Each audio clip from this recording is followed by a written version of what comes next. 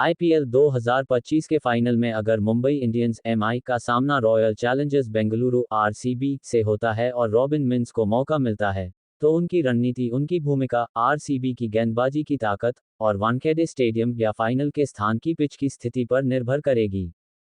सभी जानते हैं कि रॉबिन मिंज एक फाड़ू बल्लेबाज है। रॉबिन की पावर हिटिंग देखकर दर्शक आपा खो बैठते हैं।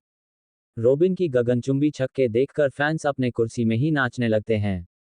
रॉबिन की ताबड़तोड़ बल्लेबाजी देखकर फैंस बोलने लगते हैं झारखंड का क्रिश गेल। पूरे स्टेडियम में रॉबिन की पावर हिटिंग देखकर दर्शक झारखंड का क्रिश गेल बोलकर चिल्लाने लगते हैं।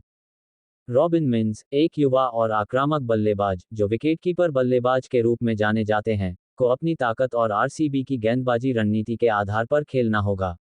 यहाँ कुछ संभावित रणनीतियाँ दी गई हैं, जो उपलब्ध जानकारी और सामान्य क्रिकेट रणनीतियों पर आधारित हैं।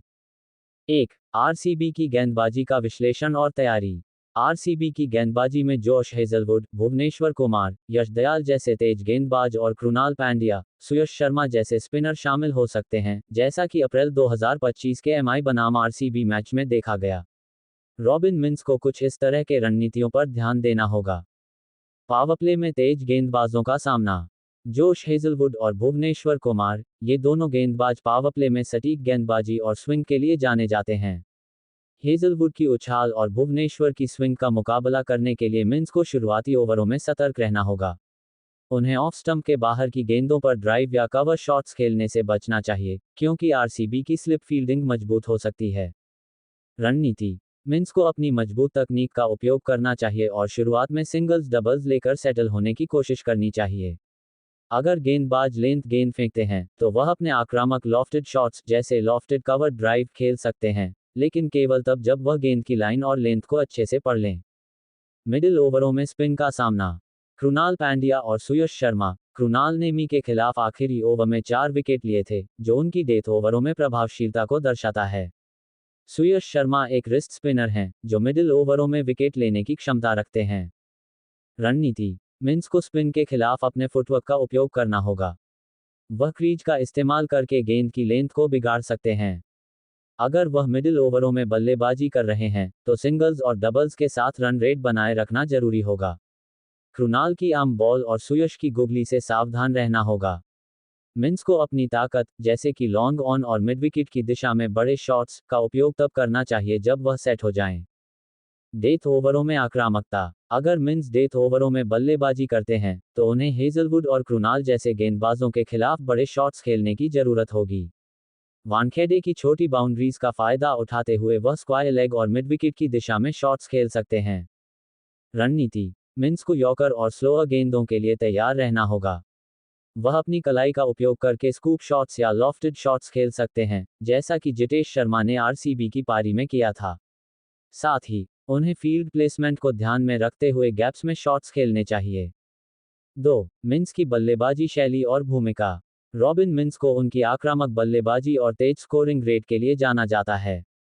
एमआई की बैटिंग लाइनअप में वह मिडिल या लोअर मिडिल ऑर्डर 5 या 7 नंबर पर खेल सकते हैं, जैसा कि उनके इम्पैक्ट प्लेयर की भूमिका से संकेत मिलता है।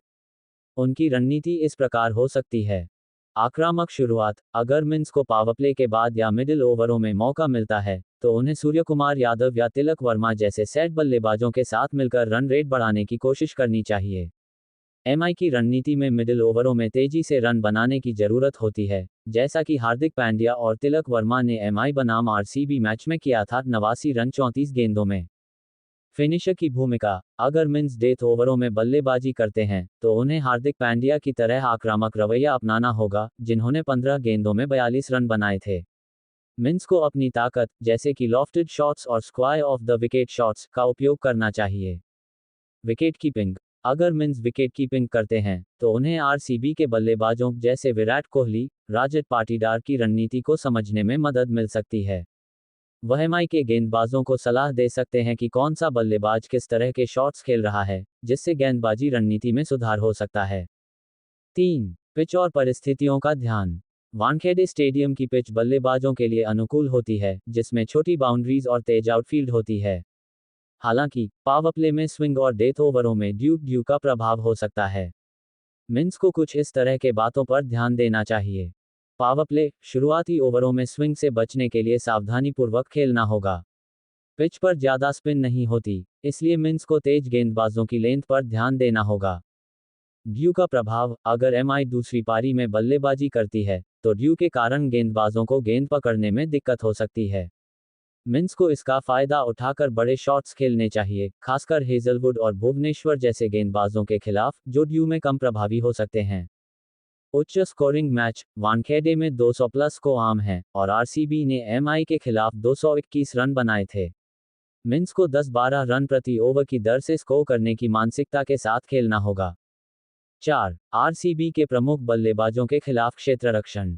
अगर मिन्स फील्डिंग या विकेट कीपिंग करते हैं, तो उन्हें आरसीबी के प्रमुख बल्लेबाजों जैसे विराट कोहली 67 रन, रजत पाटीदार 64 रन और जितेश शर्मा 40 रन पर नजर रखनी होगी।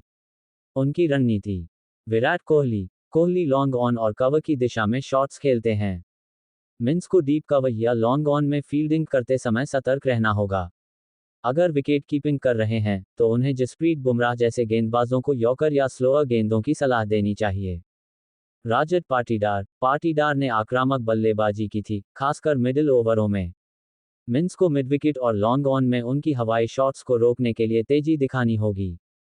जितेश ने डेथ ओवरों में तेजी से रन बनाए थे। मिन्स को उनकी स्कूप और लॉफ्टेड शॉट्स को ध्यान में रखते हुए फाइन लेग या थर्ड मैन पर सतर्क रहना होगा। 5. मनोवैज्ञानिक और सामरिक तैयारी। दबाव को संभालना, फाइनल जैसे हाई प्रेशर मैच में मिन्स को अपनी नर्व्स को काबू में रखना होगा।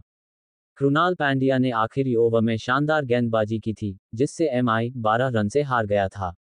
मिन्स को ऐसी स्थिति में शांत रहकर गेंद को अच्छे से पढ़ना होगा। मी की टीम सपोर्ट, हार्दिक पांड्या, सूर्यकुमार यादव और जसप्रीत बुमराह जैसे सीनियर खिलाड़ियों के साथ तालमेल बनाना जरूरी होगा। हार्दिक की आक्रामकता और बुमराह की गेंदबाजी रणनीति मिन्स को प्रेरित कर सकती है।